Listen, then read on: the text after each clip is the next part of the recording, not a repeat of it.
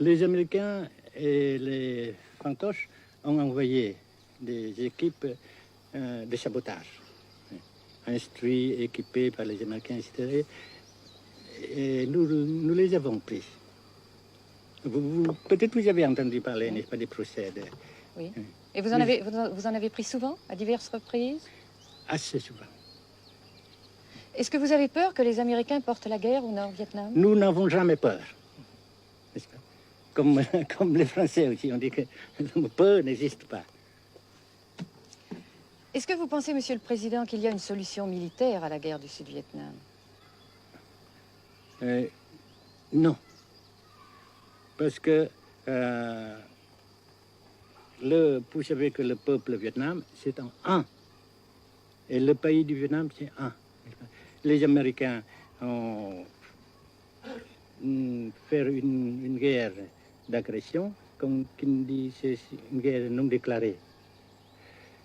Et, comme vous savez aussi, vous avez pu lire dans la presse, n'est-ce pas, mondiale, que plus la guerre prolonge, plus les Américains et leurs valets, n'est-ce pas, comment dire ça,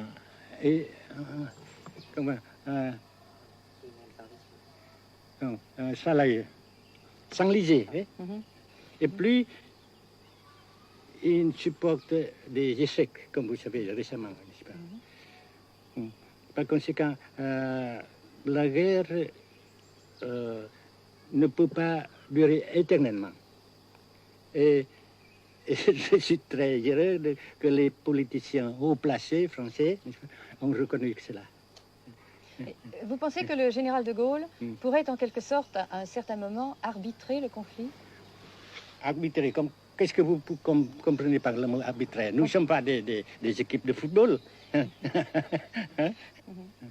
Mais au-delà des accords de Genève, si je ne me trompe, une idée du général de Gaulle est la neutralisation de tout le sud-est asiatique. Est-ce que c'est une idée qui vous semble intéressante?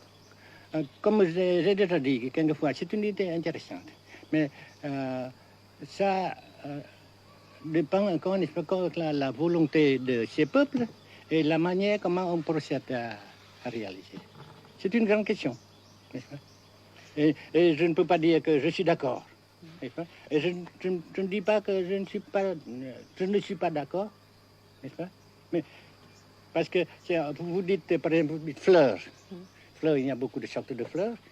Il y a des roses, des blanches, des rouges, etc. Et il y a qui sont bons et d'autres qui ne sont pas bons. Mais on dit fleurs. Oui. Monsieur le Président, nous avons constaté avec chagrin qu'au cours de notre voyage au Nord-Vietnam, que l'influence française était devenue à peu près inexistante dans votre pays. Les moins de 25 ans ne comprennent plus du tout le français. Et je me demande si, à votre idée, des rapports peuvent se rétablir tels que la France continue à jouer une sorte de rôle culturel ici. Avec la France surtout et avec tous les autres pays. Nous voulons avoir une coopération amicale, culturelle, économique, etc. Mais je suis sûr que vous ne voulez pas avoir, n'est-ce pas, que la France ait l'influence qu'elle avait avant. C'est une autre chose. Naturellement, c'est une autre époque. Mais coopération culturelle, économique, qu'est-ce qu'il y a encore, sportive par exemple, oui. etc., n'est-ce pas, nous le désirons.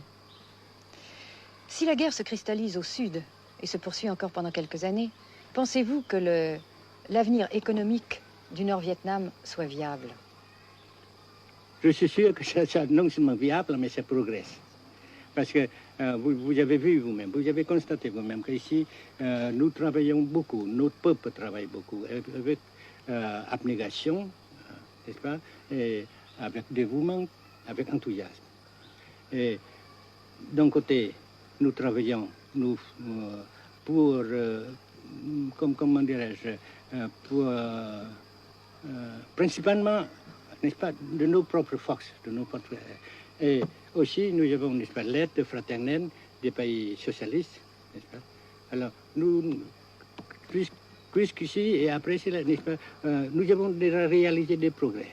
Pas très grand comme nous voulons, mais nous avons réalisé des progrès. Et dans l'avenir, nous progressons de même. Mais vous mentionnez là l'aide des pays socialistes. Est-ce que cette aide ne s'est pas trouvée légèrement compromise à la suite du conflit idéologique entre la Russie et la Chine? Non, parce que ces questions, n'est-ce pas, différences idéologiques entre nos différents partis frères, c'est nos affaires intérieures.